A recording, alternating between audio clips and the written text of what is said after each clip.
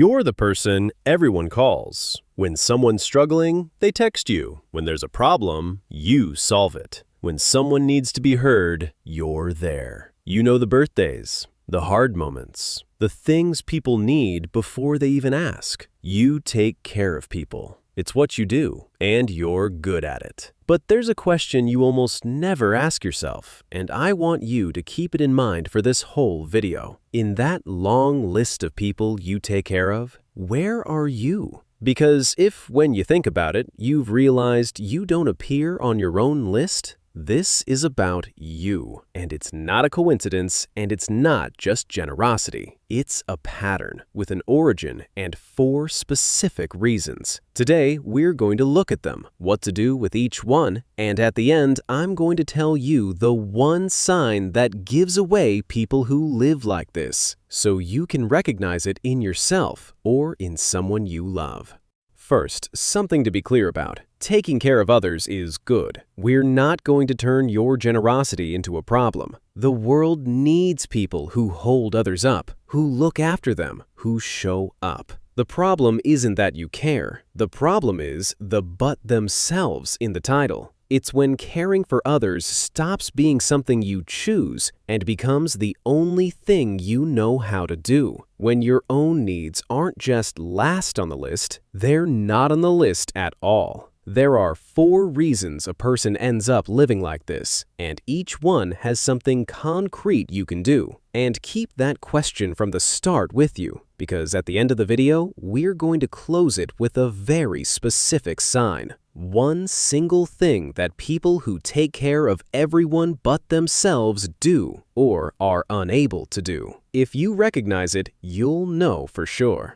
The first reason is the role you learned in childhood. Many of these people were, as children, the ones who did the caring. Maybe in a house where an adult wasn't available, through illness, through work, through their own struggles, and someone had to hold things together. A younger sibling, the mood of the house, even the parents' own emotions. That someone was you, and you learned something very early, that you were loved and valuable when you were caring for others, that your place in the family was that one, the responsible one, the mature one, the one who didn't cause problems because they were too busy solving everyone else's. Nobody asked you in words. You simply understood that this was how your place in the world worked. What you can do. Start asking yourself in everyday situations, is this mine to carry, or have I assigned it to myself out of habit? When you jump automatically to solve someone's problem, pause for a second. Often you'll discover nobody asked you to, that you volunteered before thinking, because it's the role you've been playing since you were 8. You don't have to stop helping. You just have to get back the option of choosing whether you help instead of doing it on autopilot. Choosing is what turns caring back into generosity instead of obligation.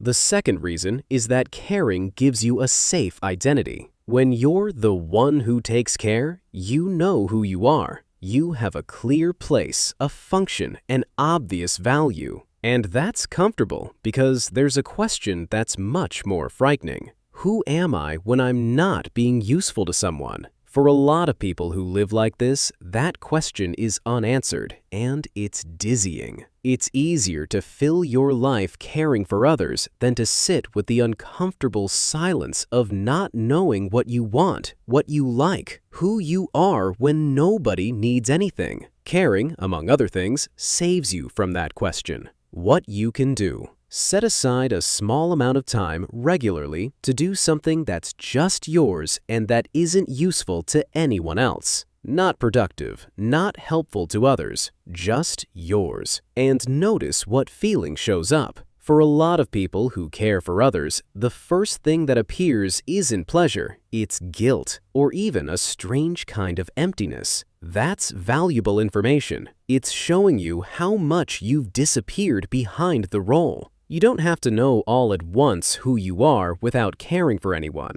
Just start making a little room for yourself and let that person slowly reappear. The third reason is that asking feels forbidden. These people give with enormous ease, but asking feels almost impossible. And it's not out of pride, it's that at some point they learned their needs were too much, or that there was no space for them, or that the strong person is the one who doesn't need anything. So they settled on one side of the relationship, always the one who gives, never the one who receives. And over time, that creates a silent imbalance. Because a relationship where only you give isn't intimacy, it's a service. People don't even get to truly know you because you never let them see what you need, what's hard for you, where you're weak. You show them the one who cares, never the person. What you can do: start letting people see you need things in small ways.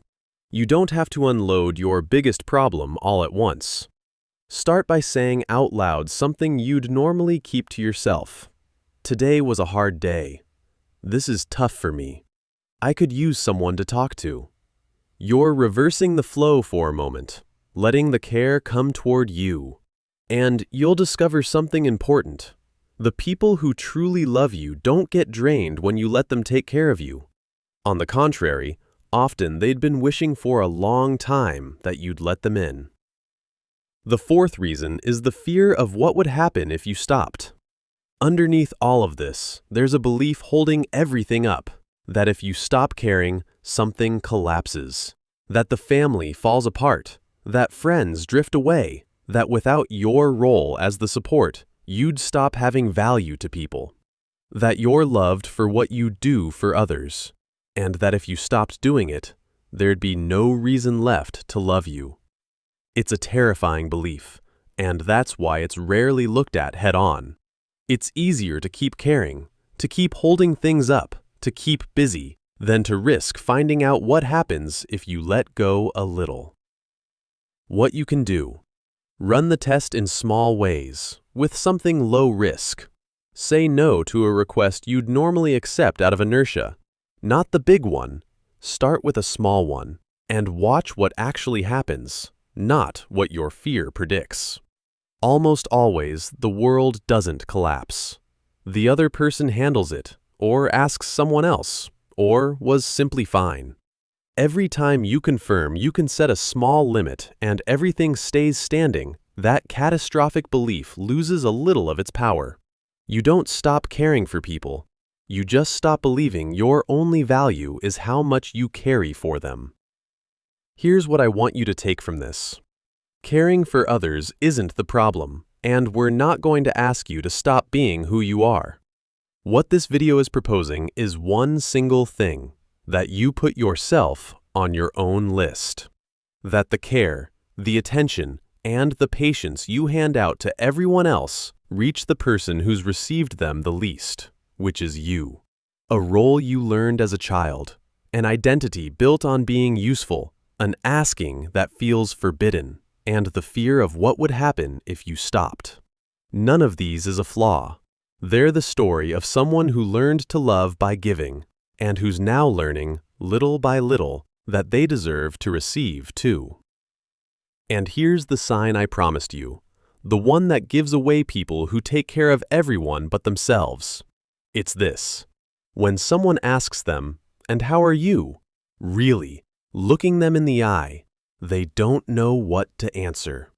They go blank, because they've spent so long tending to everyone else's answer that it's been years since anyone, including themselves, asked that question for real. If hearing this stirred something in you, if that question is harder than it should be, you already have your answer, and you also have where to start. Tell me in the comments, when someone asks how you really are, do you know how to answer? I'd genuinely love to read you. And if these videos are helping you see yourself a little more clearly, that's exactly what I'm after on this channel. Every week, I take apart one of these human behavior patterns we carry inside without realizing, why we do what we do, and what that says about us. If you don't want to miss the next one, subscribe. There's a whole series of people to discover in these videos, and one of them, probably, is you. See you in the next one. And one last thing, it matters. Learning to take care of yourself after years of caring for everyone else isn't always easy, and sometimes it stirs up things that weigh a lot. If, as you do it, a big emptiness appears, or you realize you've been exhausted or empty inside for a long time, talking to a mental health professional can genuinely help.